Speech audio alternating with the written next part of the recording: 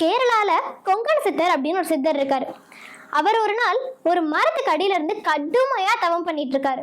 அப்போ அந்த மரத்துக்கு மேல இருந்து ஒரு கொக்கு அவர் மேல எச்சமிட்டுருச்சு. இதனால அவருடைய தவமும் கலந்து போயிடுச்சு. அவருக்கு ரொம்ப கோவமா அந்த கொக்க அதே கோப பார்வையோட பாக்குறாரு. அப்ப அவர் கண்ணுல இருந்து வந்த அந்த கோப தணல்கள் அந்த கொக்க அப்படியே எரிச்சிருச்சான். இப்ப அவருடைய தவம் கலந்து போச்சுல, அதனால அவருக்கு பசிக்கவும் ஆரம்பிச்சிருச்சு. அதனால அவர் ஊருக்குள்ள போய் பிச்சை கேட்க ஆரம்பிக்கிறாரு.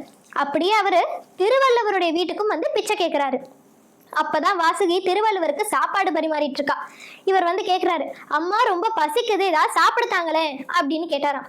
வாசுகி உள்ள இருந்து சொல்றா, ஐயா கொஞ்ச நேரம் பொறுத்துக்கோங்க, நான் இதோ வந்துடுறேன் அப்படின்னு சொன்னாலாம். அவ திருவள்ளுவருக்கு சாப்பாடெல்லாம் பரிமாறிட்டு கொஞ்சம் தாமதமா கொங்கண சித்தருக்கு சாப்பாடு எடுத்துட்டு வரா. கொங்கண சித்தருக்கு ரொம்ப கோபமா வாசுகிய கோபத்தோட பாக்குறாரு. அப்பதான் வாசுகி சொல்றா, கொக்கென நினைத்தாயா கொங்கணவா அப்படின்னு சொன்னாலாம்.